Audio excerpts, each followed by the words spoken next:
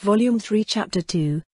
Hecaran stood at the front beside Roberdike while Imina and Arch took the rear, Arch center, Imina to her left.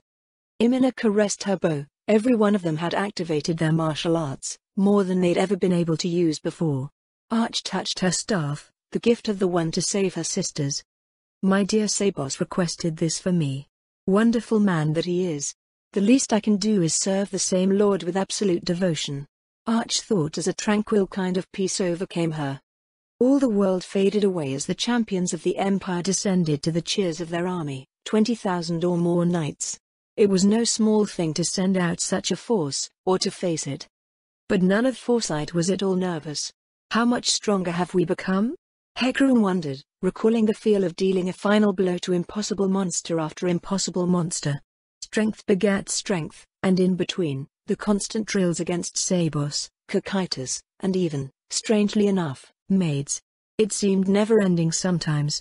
Then it would. He recalled their breaks drinking and eating things meant for gods, or being able to travel to quiet places with coin enough for whatever they wanted, each able to pursue the desires of their own hearts. But most of all, the safety of their comrade. He turned an eye toward Arch, a girl nearly lost. He couldn't admit it, not really. Not openly.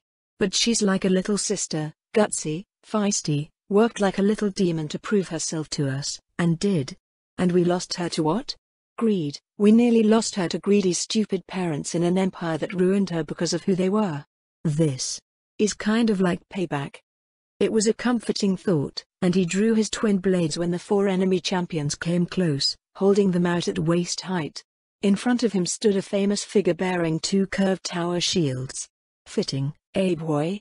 Nazamianek said to Hecaran when he looked down at the dual wielder. The swordsman said nothing. He didn't look like much, unusual armor aside. Nazami had to look down to look at the man. I'm bigger, broader, and more experienced. Plus how is he going to get around these two shields? I'll batter him to pieces. He might be a little faster. But that's all. Nazami narrowed his eyes. It's rude to say nothing when someone addresses you, boy. At least introduce yourself. Hecaran Termite. Sword of the King. Leader of Foresight. I am the man who will kill you today. Hecaran replied. Termite, so you're a bug. Fine, I'll squash you like one. I am Nazamianek of the Four Knights. Hecaran tapped the back of his curved sword on his shoulder, relaxing a bit. Guess we've got a minute while the others do this. Why don't you go ahead and pray for a painless death? I'll wait. Arch felt the eyes of the blonde woman on her. Lena's rocked Bruce. Arch. She paused, almost giving her last name, but then, impulsively, wildly out of some desperate hope and sense of pride and devotion, said, Tian. Arch Tian. Did you forget your last name or something? Lena's asked, then paused and reached for a cloth in the pouch at her side. She dabbed on her face, soaking up the pus. You're cursed? Arch asked, and Lena's snarled. You're facing me, child, that makes you the cursed one. Lena's replied, but felt no wrath from the short blue-eyed caster with the perfect youthful face. Only, is she pitying me? Roberdike took out his sword and leveled it at the slender blonde knight. The black armor was surely enchanted at great expense, and yet he felt no anxiety. Whatever he has, I have better. That, Roberdike was sure of. Count Nimble Arkdale Anok, Nimble said, giving Roberdike a courteous bow with one hand over his chest before drawing his sword at the priest in front of him. Roberdike Goltron, servant of the greatest of gods, defeating you will show his glory, a swift end to you will show his mercy. Roberdike proclaimed, but it drew no answer. Not much for formalities, but this is just polite so. Whatever. Bazzywood Peshmal, but I am commonly just called Lightning Bolt. He introduced himself to the half-elf while holding out his long broadsword. Now that is an ugly-looking weapon. Imina thought as she looked over the long, broad blade. It had a good-looking crossguard that curved outward below the fingers, and her sharp eyes told her that it also had an edge to it. His thick armor would be hard to penetrate, or could be. Imina. No surname. I'm a nobody. Just an adventurer who got more than she deserved. She answered him, and for a moment he looked away. Okay, we got the formalities done, are we going to do this or what? Bazzywood asked. Lena's held out her pus-stained cloth. When this hits the ground, we begin. A round of nods accepted the offer and her fingers released it. Hecarim was the first to reach his target. Nazami brought the shield to a close in front of him just in time. The sides of the curved tower shields clashed together forming a wall, and he charged toward the swordsman intending to bowl him over. But nothing happened. The dual wielder should have fallen. The dual wielder should be getting trampled underfoot. I should feel his jaw breaking under my boot now, his strangled screams or even his breaking neck. Nazami thought, but no matter how he pushed, the swordsman took a single step back and was now immovable. The clang of the initial impact of the sword finally faded from the air. "Hey, you weren't expecting this one, were you, big guy?" Hecarim asked, and then brought the other sword down to clang against the shield. His blades crossed over both tower shields, and he began to push. Nazami's mouth parted, he mouthed only a deeply disbelieving, "No," and took a step back. Then another. Then another. Then another. "Don't take me lightly, boy," Nazami bellowed and spun on his heel. Hecarim's momentum carried him forward and the shield smashed full into the dual wielder's face. Hecarim flew backward through the air, but far from being disabled, he flipped backwards and landed on his feet. The Imperial Knight was charging again, unimpeded. "This time I will trample him," Nazami vowed, but he held his shields out at his sides to ensure he could see his target. "Okay, not half bad. Before Nazarick, that would have finished me," Hecarim admitted. "Now, half bad is not the same as any good."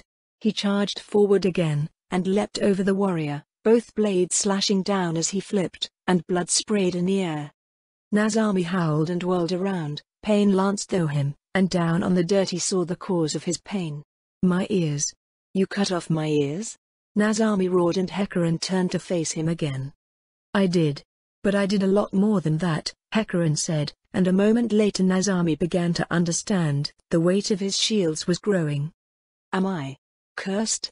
Are those cursed swords?" The knight asked himself, about to turn and call for help. He saw the state of the others, however before he could decide whether he should ask for help, he felt the lancing pain of the sword through his mouth and piercing the back of his throat. He saw the neutral face of the dual wielder, and felt another piercing blow through his armor only a moment later. The swords pierced his body through and through. His eyes widened, the shields wouldn't move. Except to fall. They slipped from his hands where they fell with a dull thud into the dust of the Katza plains, his own body held aloft only by the sword of the man who killed him. He never knew the moment when he also fell down to the ground between his weapons. The dead, as they say, know nothing. Roberdike missed the moment when Hecarim began, but he wasn't worried. He charged his own opponent without fear. Nimble proved to live up to his name, backing away steadily with light, swift footwork that kept the larger, bulkier Roberdike chasing him. "He thinks he can tire me out. Pick me off at his leisure, in another life." He'd be right. Roberdike realized with gratitude afresh to his lord for all the endless training and preparation put into him. At first, Nimble felt confident, a smile on his face as he danced with apparent ease. The Templar cleric, or so he assumed the man was, looked shorter, bulkier, and slower. The face of the bald foe was one of anger.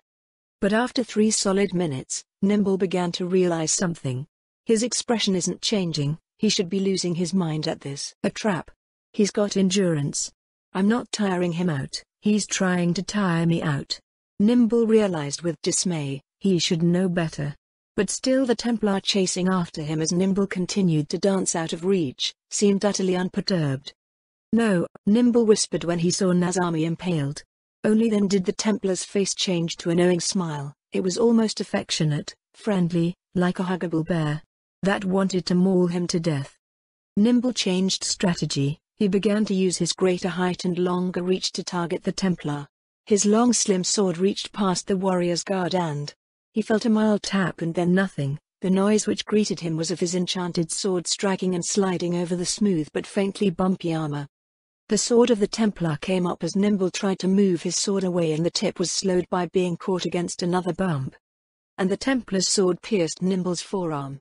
When it did, the stocky fighter stopped and yanked Nimble like he was a fish on a hook. "Dance away now if you can," Roberdike said while Nimble howled in pain. Blood stained the ground, a massive fist smashed into Nimble's face, and he fell back. He had just enough time to see the Templar jumping over him, the sword coming down. and to scream once as the sword tore through his armor as if it wasn't there and pin him to the ground like a freshly collected insect to a board. Then Nimbletooth fell limp, his fading eyes still full of disbelief as the impossible happened before his dying gaze. Busywood's cape fluttered in the air behind him as he charged the archer. This should be easy, he thought, as her bow was out and an arrow flew from it, which he avoided, eating up ground as she began to fall back steadily on her heels, loosing arrow after arrow as she went.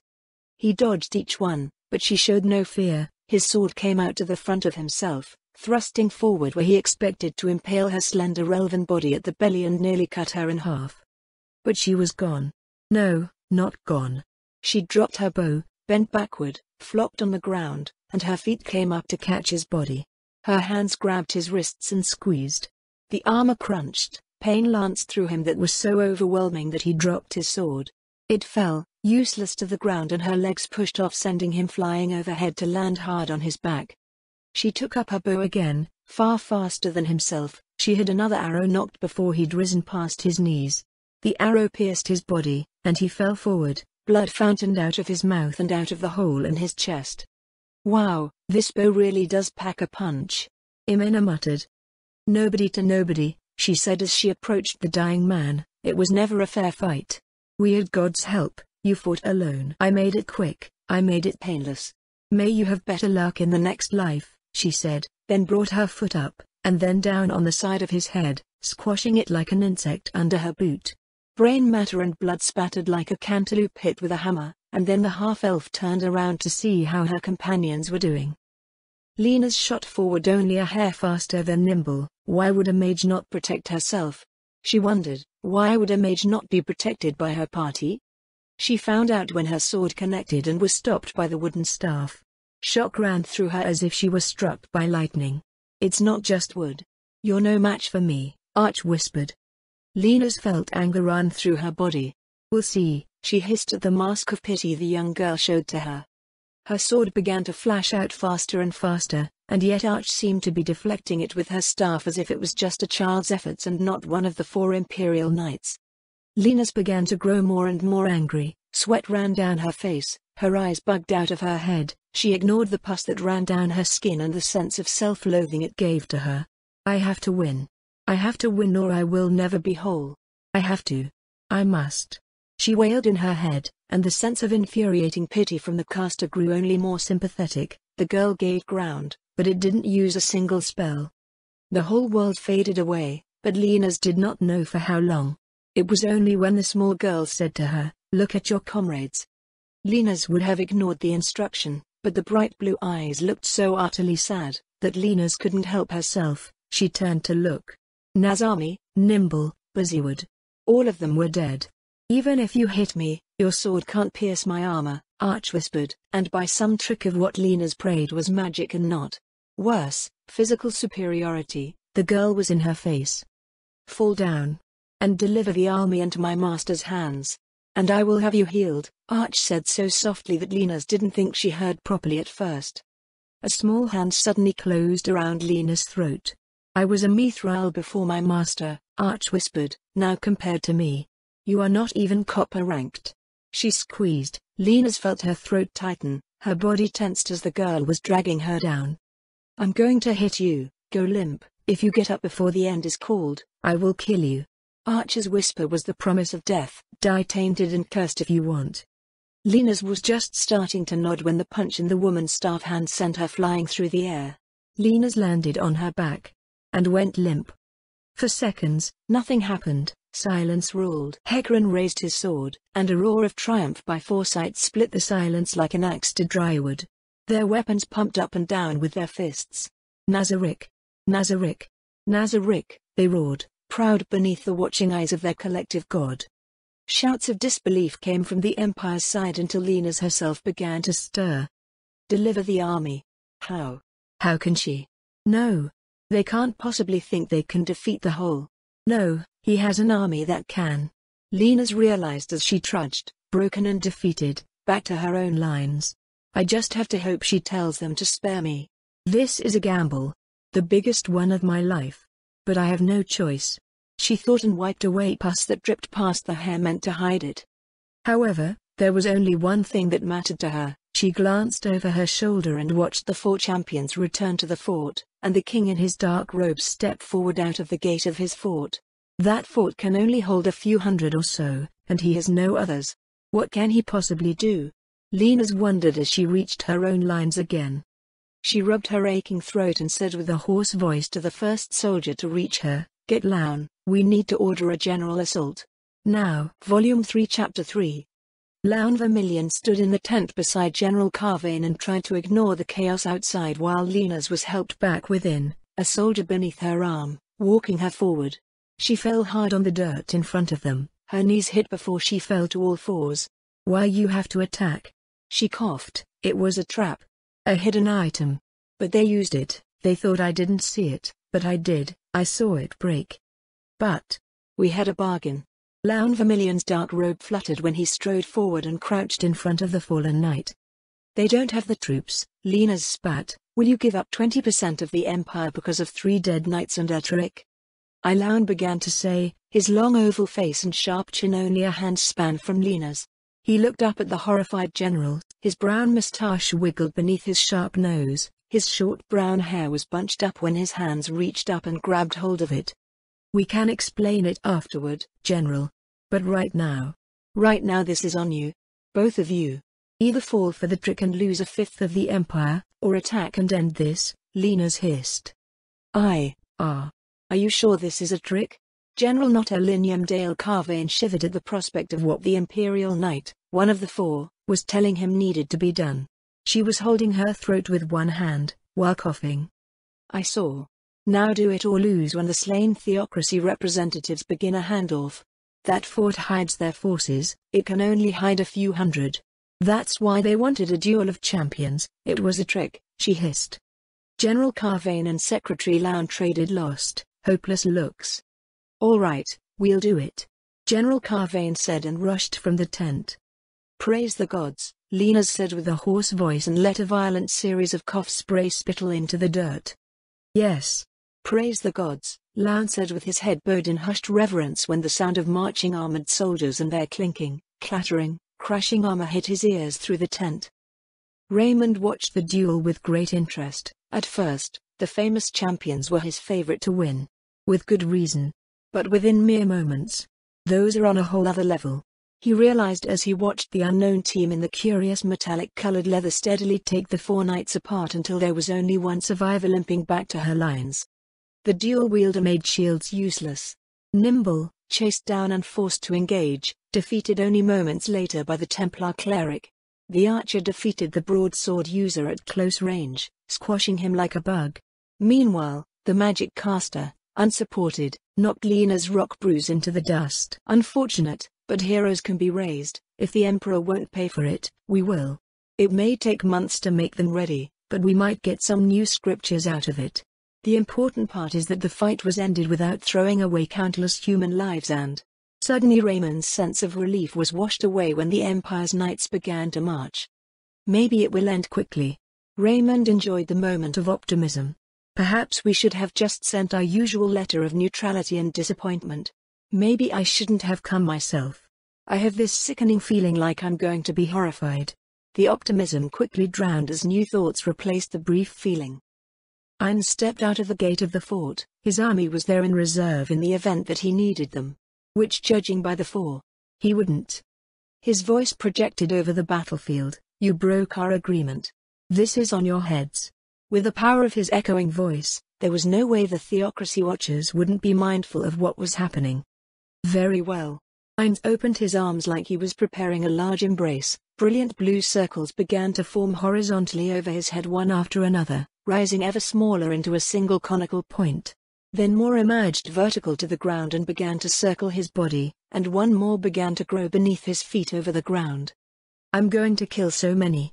"No. This." But Ainz's conscience tore at him, clawed at him, raged at him. He wanted to gibber and fall on the ground. Summoning the Dark Young. It's too cruel. But he had to stop them. But it was cruel. But he had to stop them. But it was far too cruel. But he had to stop them. But they were people, just normal human people who hadn't done anything. But it was war. so he had to stop them. They reached the base of the open plain and began to advance past the bodies of their comrades.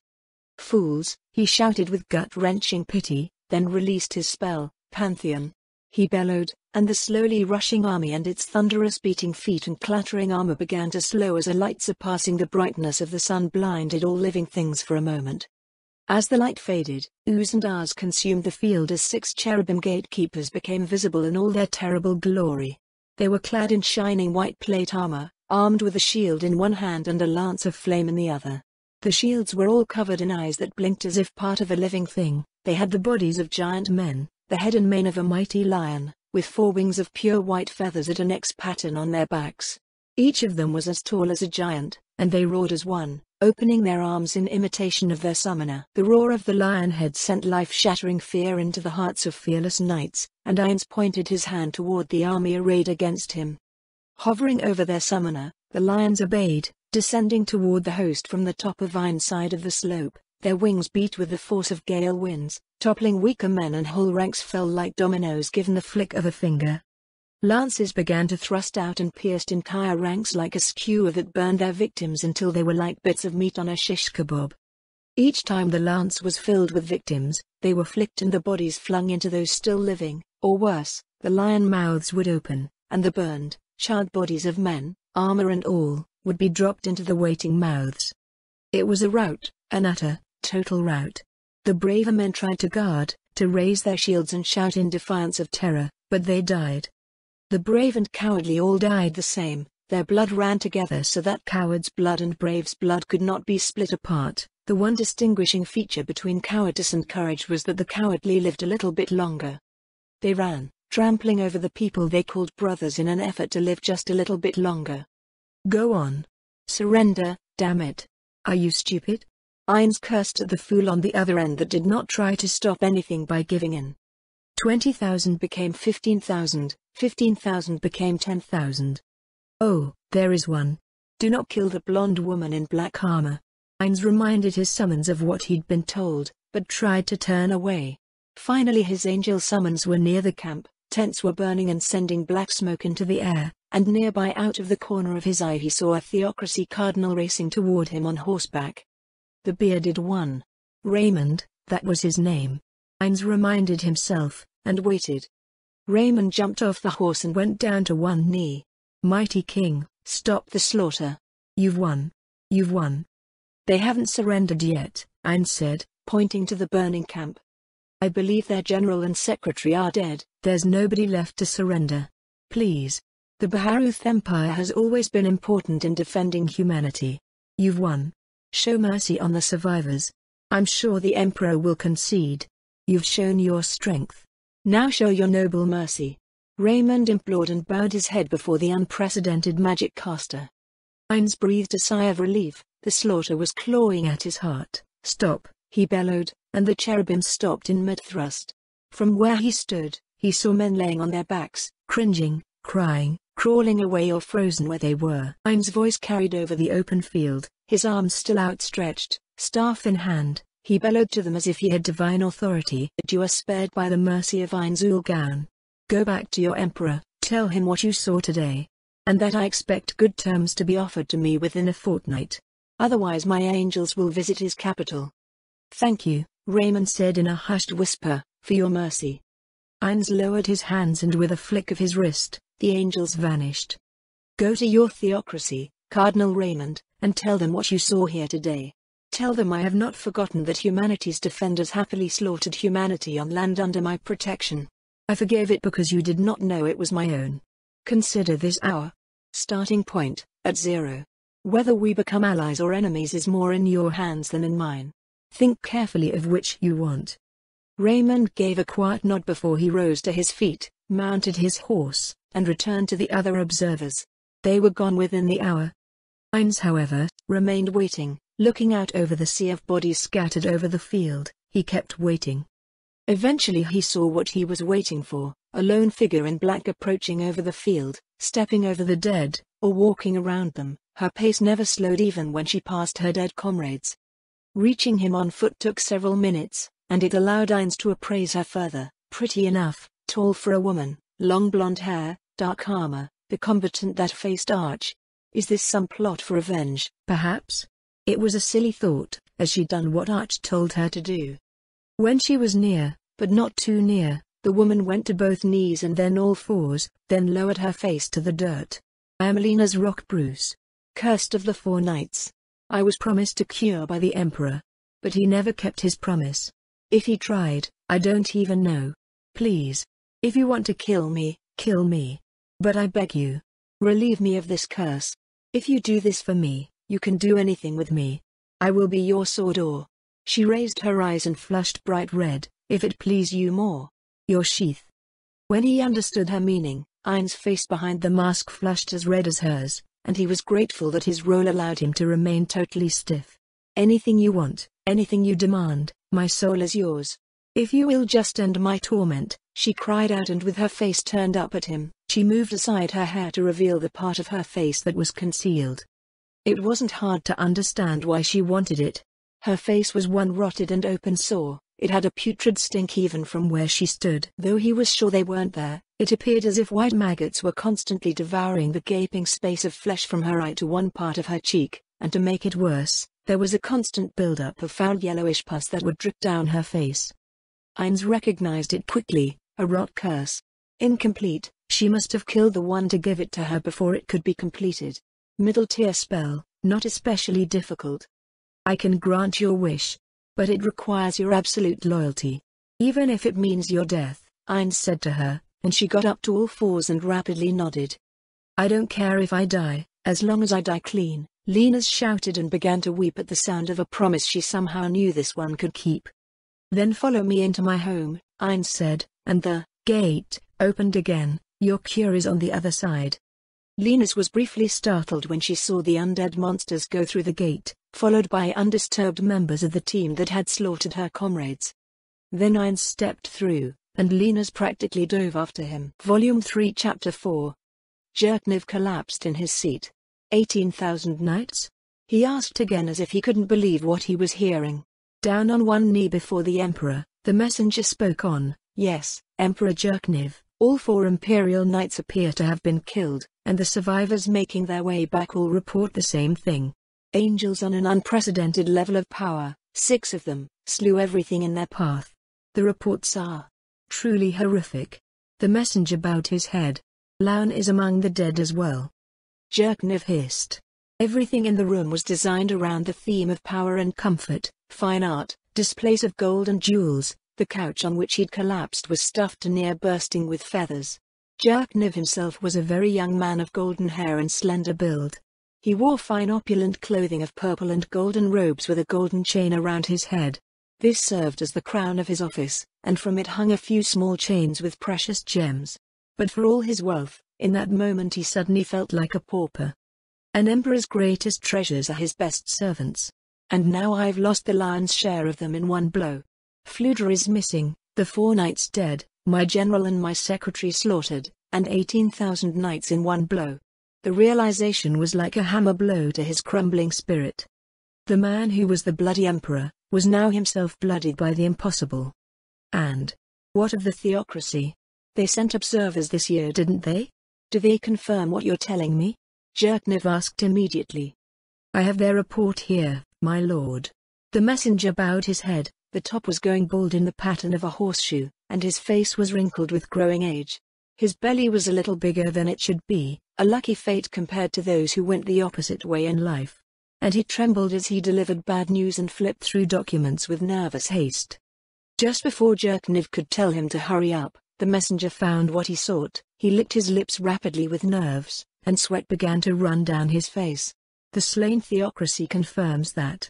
He read off the missive that simply confirmed everything. The vow. The breaking of that vow. The condemnation of the Baharuth Empire's general for breaking it. The total defeat that followed. The private advice of Cardinal Raymond not to struggle onward. Good advice.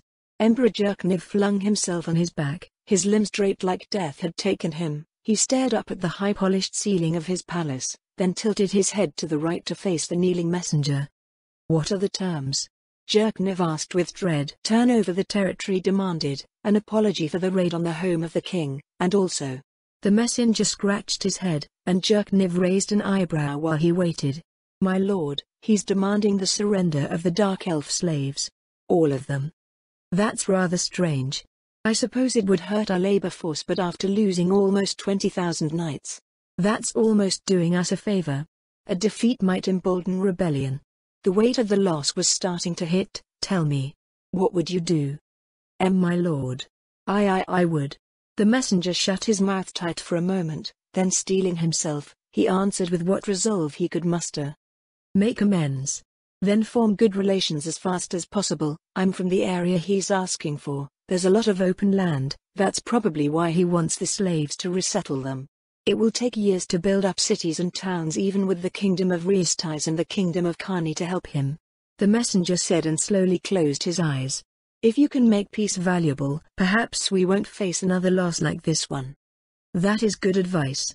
I want to be alone for a little while, Jerkniv said, but in an hour send me someone to take a message of surrender to the Nazarikian king, Jerkniv commanded, and watched the messenger depart. When the man was gone, it was all the emperor could do to lie there and stare at nothing. Though he did notice a few strands of hair fall away and float gently to the floor. Ain's return to Nazarik was unceremonious. I still don't know about telling the rest of them what they'll do or say. Foresight performed more than adequately, but they are nowhere near powerful enough to offer proper protection, though their devotion is welcome. His heart pounded in his chest, and to cover it, he messaged for Pestania to join them while Linas looked around with almost reverential awe. Foresight knelt in a line before him with their heads bowed and silently waited for orders. You performed well. You may use the baths, the bar, and rest yourselves in your respective quarters. Resume practice with Gokaitas until you have reached another wall in your progress. Master, they said as one, then rose and departed. Formality dropped away when they were withdrawing. Excited comradely chatter went back and forth among themselves. Was he really that hard to catch? Arch asked. He was a nimble one, Robert said with a heavy laugh. Imina and Hecarim groaned. No puns. They shouted. And the four faded from sight and sound alike just as Pestania entered the hall. Linas intuitively sank to one knee, and for a moment the silence passed between them all until Ain's broke it. You betrayed your country and comrades for a reward from me. This does not make me trust you, my lord. For all my life I was loyal to everyone. But that loyalty came with one condition, even with the emperor. That I would be cured. The emperor knew I would abandon or even turn on him if a cure appeared. If he knew about my survival, my standing here would not surprise him. Linas answered. And once you're cured? Ain's asked. What then? Anything. Before my curse, I was considered beautiful. Warming your bed, bearing your children, fighting your enemies to the death. Anything, everything. My life's wish fulfilled, my every reason to be will be the reasons you give to me. Linas vowed, and she hadn't blushed then, though behind his mask, Ain's did. I can never trust someone who would so thoroughly betray everyone they knew for their own wish. Even if I grant it, the reality is that she may turn on me if she finds a new wish. Still, she did hand me a victory and the reward is trivial. Plus she was a force in this world. Ain's considered the options, and inspiration struck. Pestania, cure her. Ain's ordered, and Linas looked up when the dog woman stepped closer and put a hand under Linas's chin. The dog woman brushed aside the hair in the way, bearing the warrior woman's mutilation and shame. Remove middle curse, cure serious wounds. Linas felt the pulse of magic. Her jaw dropped as her hand rushed up to the spot. Her eye, she had an eye that could see again, she could feel it, and pushed to absurdity, she poked at it a little bit, feeling it give against the light touch of her finger. Her god, as he now was to her, reached into a hole in the air to pluck out a mirror and hold it up. It's done, he said, and Linas held aside the hair herself to see her face as she remembered it. For the first time in many years, she could cry from that side of her face, and so she did, with happiness absolute. She wept. Thank you. Thank you, God of mercy. Thank you, Linas cried out, and her words echoed off the halls of Nazarik so powerfully and profoundly that it was as if the dark walls themselves were hailing its king as a god. You've been given your miracle, but not without price. Pestania, Ain said and glanced down at the long dog face of his maid. Take her to comfortable quarters. I have to He clung to the hope of a desperate escape from the need to tell another of the remaining NPCs and searched for an excuse to leave, go to the kingdom of Reestais to perform my duties as merman. It's a busy time there. Have Albedo and Demiurge run things in my absence? Yes, of course, my lord, Pestonia said, and the two women were left alone. What do you think he'll want from me? Lena's asked when she was able to rise and follow the curious demi-human maid. Everything. Woof. Pestonia replied, and though before that moment such a statement might have bothered her, in this one, Lena's couldn't have cared less. In the weeks that followed the catastrophic defeat of the Baharuth Empire, word spread like wildfire from the Argland Council State to the City-State Alliance in the northwest and northeast, to the Elf Kingdom and Draconic Kingdom in the far south. Word spread from place to place, mouth to mouth. The unbeatable Baharuth Empire's knights were broken. Those who survived, few of them were fit to return to duty. Haunted by nightmares of lion-headed angels, gibbering and fearful, they lived lives that would never again be the same. It was perhaps for that reason that Ainz was more than pleased with the terms of peace sent by the Baharuth Emperor. The Dark Elf slaves will make a good, obedient workforce. I think they're likely to be grateful for their freedom and used to following orders. Plus elves reproduce slowly and suitable investment in their skills will produce great artisans in the long term. Ainz muttered out loud while Lupus Reginus sat across from him at the table. Yes, everything went as planned, and then some.